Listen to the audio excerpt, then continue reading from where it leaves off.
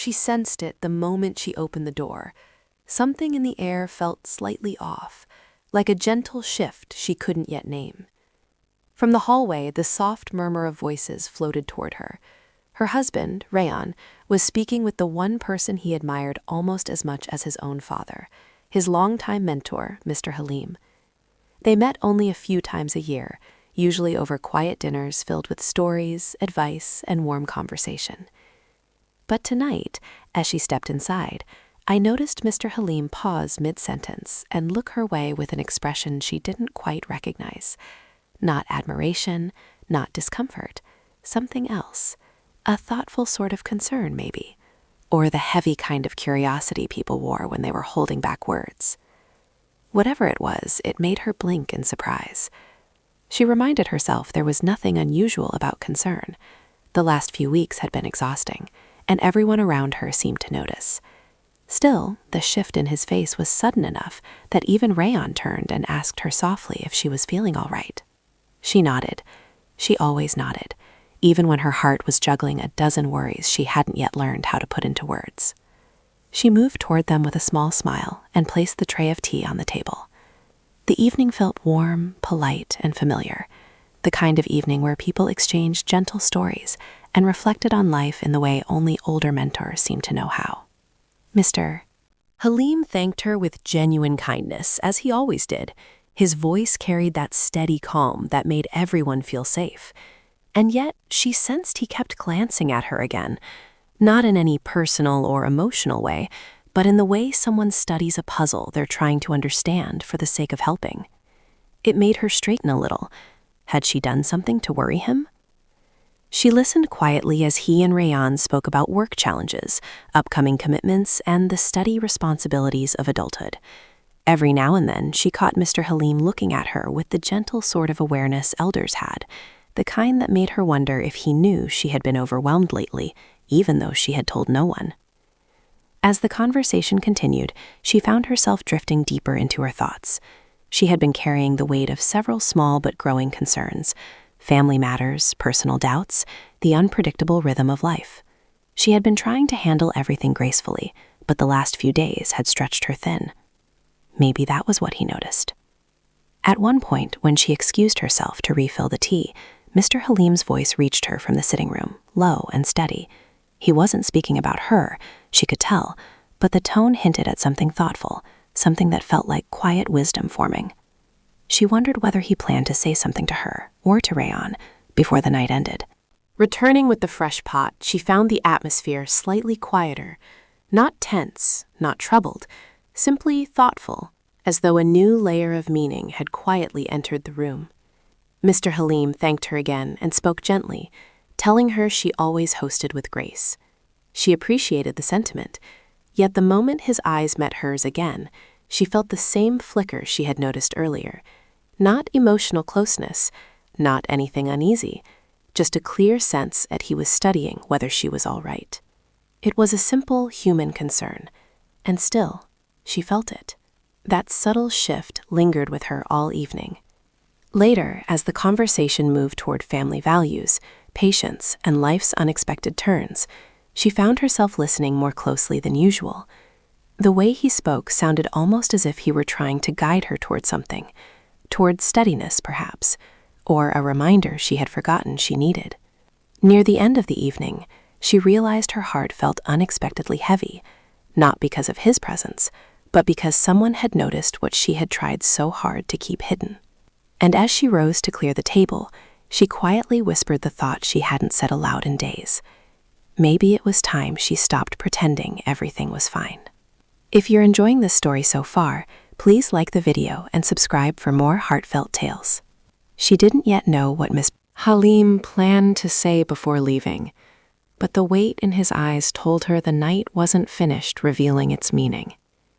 She stood by the kitchen counter rinsing the cups, trying to shake off the heaviness she had carried for days. The warm water soothed her hands, but her thoughts tangled quietly, refusing to settle. From the sitting room, she heard the gentle hum of voices, Rayan and Mr. Halim finishing their conversation. Their tones were calm and steady, like two people wrapping up an evening with mutual respect and familiarity. Nothing about it felt unusual. Yet she sensed something important was about to unfold. When she stepped back into the room, the atmosphere shifted in a small but noticeable way. Ryan looked relaxed, but Mr. Halim's expression carried a thoughtful seriousness she had rarely seen in him. Not worried, not uncomfortable.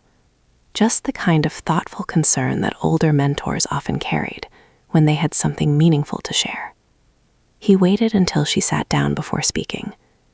"I hope you don't mind," he said gently, "but there's something I feel I should say before I leave." Her heart didn't race, she was careful not to let it, but a small knot formed inside her, soft and steady. She nodded for him to continue. He didn't speak quickly. He took a moment, hands folded, eyes warm and steady, the way elders looked when they wished to offer guidance, not judgment. "You've always been someone who carries herself with calm strength," he began. "But tonight you seem tired in a way that isn't only physical." She looked down for a moment, surprised not by his words, but by the relief she felt hearing someone acknowledge something she had been struggling to express, even to herself. She knew he wasn't overstepping. His tone was careful, respectful, and kind.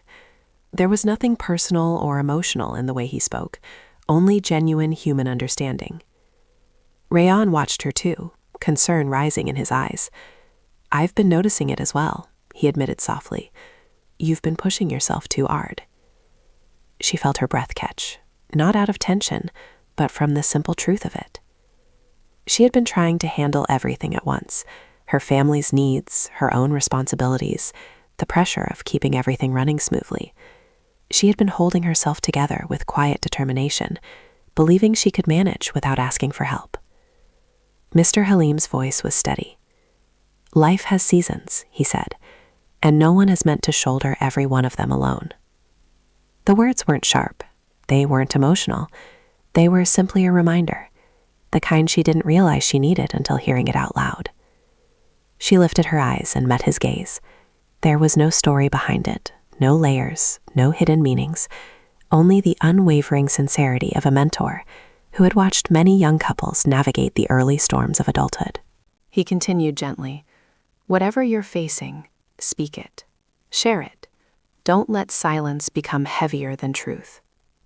She felt something loosen inside her, some quiet knot she had carried for far too long. Rian moved a little closer, not out of panic, but genuine care. "Have I been missing something?" he asked softly. "Is there something weighing on you that I haven't seen?" She had rehearsed these thoughts many times in her mind, but never out loud. She always convinced herself she would speak up tomorrow, then the next day, then the next. Now, sitting between the steady presence of her husband and the calm guidance of someone older and wiser, she felt the courage settle into place. She took a slow breath. "I've just been overwhelmed," she admitted quietly. "There are so many things happening at once. Family concerns, work expectations, small worries that keep piling up, and I keep telling myself I should handle it all alone." Rian's face softened with understanding. "You don't have to." She nodded, absorbing the warmth of his reassurance. Mr. Halim smiled, a gentle, approving smile. "That," he said, "is exactly why I felt the need to speak tonight, not to point out weakness, but to remind you that strength isn't measured by silence." The room grew quietly peaceful, not emotional in a dramatic sense, not weighty with tension, simply peaceful, the way rooms feel when something unspoken finally finds its way into the light. A soft breeze moved through the open window, and she wondered how many days she had spent carrying her worries in solitude. Tonight, that solitude finally felt like it was beginning to break. But just as she prepared to say more, a distant rumble echoed outside, gentle at first, then steady, like the beginning of a late-night storm. She paused, listening. Storms always brought memories with them, and tonight, she had a feeling this one would stir something she hadn't thought about in a long time. The first low growl of thunder rolled across the sky, soft enough that the lamps in the room seemed to tremble with the sound. She felt the shift instantly. Storms had always found a way into her heart, not fearfully, just thoughtfully, like old memories brushing the edges of her mind. Rayan glanced toward the window. "Looks like a long night of rain," he murmured. She nodded, though her attention drifted back to the quiet honesty that had just settled between them. For a moment, the three of them sat in a stillness that felt calmer than anything she had felt for weeks. Mr. Halim rose slowly, preparing to leave before the storm grew heavier. As he reached for his coat, he paused, not dramatically, not with any weight of emotion, only with the composed grace of someone offering a final word before stepping out into the night. "Take care of yourself," he said gently to her, "and let the people who love you take care of you too." She appreciated the message more than she could fully express. It wasn't personal in the wrong way. It wasn't emotional in a way that crossed boundaries. It was guidance, the kind one received from someone who had lived long enough to understand the cost of carrying burdens alone. Rayan walked him to the door while she gathered the empty cups. When the door finally closed and the sound of fading footsteps disappeared into the storm, a sense of quiet washed over the house. She placed the last cup in the sink and stood there for a moment, listening to the soft patter of rain beginning to fall. Something about the rhythm reminded her of childhood nights spent in safe corners of her parents' home, where storms felt far away and life felt simple. Rayan came up behind her, his voice low and steady. "You didn't have to carry everything by yourself." She sighed gently. "I know. I just don't like burdening anyone." He leaned against the counter, not touching her, simply standing nearby with the relaxed familiarity of someone who had walked through life with her for years. "We're married," he said softly. "Your worries aren't a burden. They're part of our life together." She swallowed, not out of tension, but gratitude. They moved to the living room, settling onto opposite corners of the sofa, comfortable, casual, familiar. The lamps cast a warm glow around them as thunder murmured again in the distance. She picked up a cushion and held it loosely, gathering her thoughts. "Sometimes," she said slowly, "I don't even know where to start. Some of the worries are small, some are just things I haven't figured out how to explain." Rayan nodded. "Tell me whatever you can, one thing at a time." She breathed deeply, appreciating his patience. There was nothing dramatic between them, no heightened emotion, just the steady presence of a husband ready to listen. "I've been worried about my mother," she said softly. "She's been quieter than usual lately, and she avoids talking about how she's feeling. I don't know if she's hiding something or just tired." Rayan's expression grew thoughtful. "Maybe we should visit her tomorrow." She nodded. "I think we should." She hesitated, then added, "And work has been overwhelming. Not in a terrible way, just in the non-stop kind of way that leaves no room to breathe." He understood immediately. "You've been carrying too many things at once." She gave a small, tired smile. "It feels like it." The rain grew louder, tapping against the windows with a steady, soothing rhythm. The sound filled the room like a soft backdrop to their conversation. Rayan looked at her, not with worry, but with calm reassurance. "We'll handle everything together," he said, "and you don't need to be the strong one all the time." His words settled warmly in her chest. Thunder rolled again, a little louder now, followed by a brief flicker of light across the sky. She watched the reflection of the storm in the window and felt another memory drift in, one she hadn't revisited in years. A storm from long ago, a moment that had changed the course of her life quietly, without warning. She hadn't thought about it in so long, that tonight, with the rain falling and her heart finally open, the memory pushed gently to the surface. She turned to Ryan, unsure if she was ready to speak it aloud. Would he understand what that memory still meant? Would she even know how to explain it? The storm hushed into a steady rhythm, like it was waiting for her to speak. The storm deepened outside, turning the windows into shifting mirrors of silver streaks and soft shadows. She watched the patterns for a long moment, gathering the courage to reach for a memory she had kept tucked away for years. Ryan waited patiently, his posture open and calm. He wasn't urging her, wasn't pressing for answers. He simply created the space for her to speak, and that, more than anything, made her feel safe enough to continue.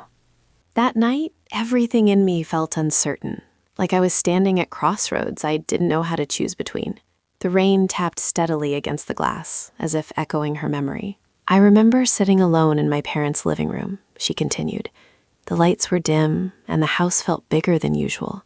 I was worried about whether I would be able to finish my studies on time, worried about my future, worried about disappointing everyone around me. She paused, feeling the old worry drift back in a quieter, gentler form, no longer sharp, just familiar. I didn't talk to anyone about it, she said. I kept everything inside because I thought admitting uncertainty meant admitting weakness. Rayan's expression softened with empathy. You've carried far too many things alone for far too long. She gave a small nod. Maybe. But that night, something changed.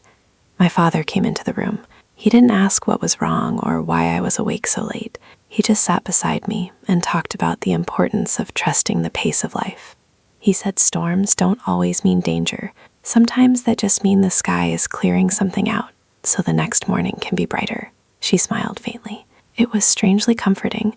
I didn't tell him anything specific, but somehow the silence between us felt healing.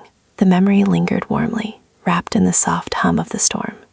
And tonight, she added, when the rain started, it reminded me of that moment. How someone noticed my worry even when I said nothing. How the quiet can sometimes be the most honest space to rediscover myself. Rayan leaned back against the sofa, thoughtful. You've always been someone who listens more than you speak, he said gently. Maybe that's why people notice when your silence carries weight. The room felt safe, calm, warm, familiar. No tension, no unease. Just the quiet strength of a couple sharing glimpses of their inner worlds. She rested her hands on her lap, breathing easier now. I think I've been living in that same kind of silence these past weeks, she admitted. Trying to stay steady, trying to be responsible, trying not to worry anyone, when maybe what I needed was to let someone simply sit with me. Rayan's voice softened. I'm here, he said. I've always been here, and you never need to hesitate to tell me when something feels heavy. His words settled into her heart like warmth. She nodded again. I know. The storm outside shifted, growing softer, like a slow exhale from the sky. The thunder receded, leaving behind a gentle rain that whispered against the windows. For a moment, they simply sat quietly, listening. It was then that she felt another thought rise, one she hadn't voiced yet. She looked toward the hallway, then back at Rayan. There's something else I've been meaning to tell you, she said, her voice steady but filled with a careful seriousness. Rayan lifted his head slightly, attentive. What is it? She hesitated, gathering her thoughts. This wasn't about fear. It wasn't about worry. It was about truth, something she needed to bring into the open before the night ended, even if it felt daunting. She took a steady breath. Something happened earlier this week, she said. Something I didn't mention because I wasn't sure how to bring it up. Rayan's eyes stayed calm, but alert enough to show he was listening closely. She intertwined her fingers slowly, feeling her heartbeat steady. It wasn't anything alarming, she clarified, but it's something I think we need to talk about. The warm lamplight flickered gently. The rain softened to a hush, and her unspoken words waited quietly between them. She took another breath, steady and slow, feeling the weight of the moment settle into a calm readiness. The storm outside had softened into a whispering drizzle, as if the night itself were waiting for her to speak. Rayan watched her gently, patient as ever, familiar, safe. It happened a few days ago, she began. I didn't hide it intentionally. I just didn't know how to bring it up without sounding overwhelmed.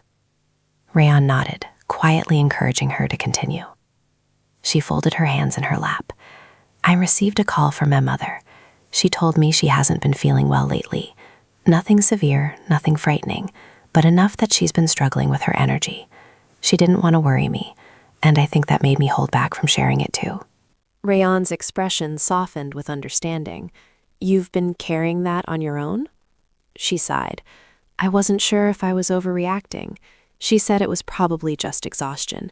But you know how she is. She always tries to stay strong even when she needs help." The memory of her mother's voice lingered gently in her mind. It hadn't been a panicked conversation, just a quiet one. A little too quiet. "I thought about her all week," she continued, "and instead of talking to you, I tried to push the worry aside, which only made everything feel heavier." Rayon leaned forward slightly, resting his hands on his knees. "We'll go see her tomorrow morning," he said, "and whatever she needs, we'll support her fully. You're not facing this alone." The relief that washed over her felt almost like warmth spreading through her chest. Not dramatic, not intense, simply steady and real. "I should have told you earlier," she said softly. "I'm glad you told me now," he replied. "That's what matters." The assurance settled her nerves in a way nothing else had all week. She realized then how often she'd held her worries close, fearing they might burden others, when in truth, sharing them made the world feel lighter. She leaned back against the sofa, exhaling slowly. "There's something else too," she admitted after a moment. "Something smaller, but still part of why I've been so overwhelmed." Rayon listened quietly.